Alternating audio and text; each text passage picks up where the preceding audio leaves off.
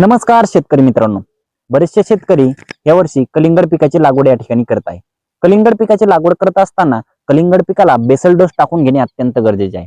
या व्हिडिओमध्ये आपण कलिंगड पिकासाठी योग्य बेसल डोस कोणता याबद्दल या व्हिडिओमध्ये माहिती घेणार आहोत. गेल्या वर्षी कलिंगड पिकामध्ये मोठ्या प्रमाणात विल्टिंगचा प्रादुर्भाव झाला होता, त्यामुळे बरेचसे शेतकरी या ठिकाणी लॉस मध्ये गेले होते.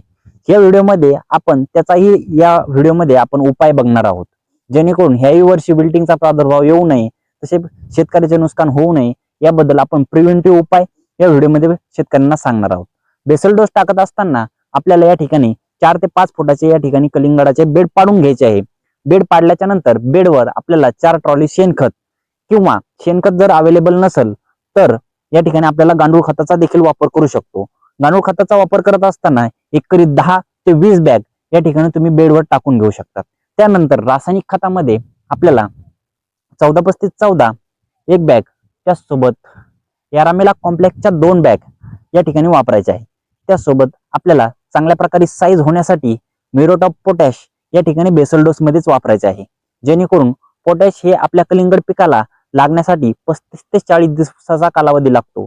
या लागवडीच्या वेळेस जर आपण पोटॅशचा वापर या ठिकाणी केला तर ते पोटॅश आपल्याला आपल्या कलिंगड पीक फुगवण्याच्या वेळेस या ठिकाणी लागू होते आणि त्यामुळे आपली साईज या ठिकाणी कलिंगडाची चांगल्या प्रकारे होण्यास मदत होते. त्यामुळे आपल्याला बेसल डोस मध्ये पोटॅशचा वापर या ठिकाणी करायचा आहे. त्यानंतर आपल्याला मायक्रोन्यूट्रियनचा या ठिकाणी वापर करायचा आहे. यामध्ये आपल्याला 20 किलो मायक्रोन्यूट्रियन हे घ्यायचे आहे.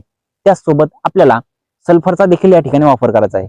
सल्फरमुळे जमिनीतील जी बुरशी आहे, घातक बुरशी आहे, ती आपल्या कलिंगड पिकाला लागणार नाही, जेणेकरून विल्टिंगचा प्रादुर्भाव या ठिकाणी होणार नाही. जमिनीतील बुरशीमुळे आपल्या या ठिकाणी कलिंगड रोपाची मर या ठिकाणी होणार नाही. त्यामुळे आपल्याला सल्फर 10 किलो या ठिकाणी वापरायचे आहे. हे सर्व एकत्रित मिक्स करून या ठिकाणी आपल्याला बेडवर टाकून घ्यायचे आहे. त्यानंतर आपल्याला या ठिकाणी ठिबक आथरून घ्यायचे आहे. ठिबक आथरल्यानंतर या ठिकाणी मल्चिंग आथरायचे आहे. मल्चिंग आथरत असताना या ठिकाणी आपल्याला 35 मायक्रॉनची मल्चिंगचा या ठिकाणी वापर करायचा आहे. मल्चिंग वापरल्यामुळे आपले जमिनीचे टेम्परेचर हे मेंटेन राहील, जेणेकरून आपल्या कलिंगड पिकाची वाढ या ठिकाणी चांगली होईल. त्यामुळे आपल्याला या ठिकाणी मल्चिंगचा वापर करणे अत्यंत गरजेचे आहे. त्यानंतर आपल्याला पूर्णपणे बेड ओला करून घ्यायचा आहे.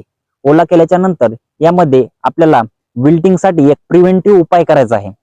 उपायामध्ये आपल्याला ट्रायकोडर्मा DX फॉर्म मधला 1 किलो घ्यायचा आहे. त्यामध्ये आपल्याला सोडोमोनस अर्धा किलो हे 200 लिटर पाण्यामध्ये मिक्स करून ठिबकद्वारे आपल्याला हे पूर्ण 1 एकर क्षेत्रासाठी सोडून घ्यायचे आहे, जेणेकरून जमिनीतील बुरशी जावी, तसेच आपल्या कलिंगड पिकावर विल्टिंगचा प्रादुर्भाव होऊ नये, आपले कलिंगड पीक हे या ठिकाणी मरू नये, यासाठी आपल्याला हा उपाय करून घ्यायचा आहे.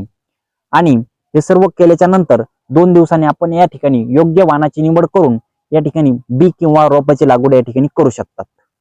आपण या युट्यूब चॅनल मार्फत पुढील कलिंगड पिकाचे वॉटर सोल्युबल मॅनेजमेंट असो, तसेच कीड रोग व्यवस्थापन असो, या सर्व गोष्टीचे मार्गदर्शन आपण या युट्यूब चॅनलवर करत राहणार आहोत. त्यासाठी आपल्या युट्यूब चॅनलला सबस्क्राईब आणि फॉलो, इंस्टा पेजला फॉलो करून घ्या. धन्यवाद शेतकरी मित्रांनो.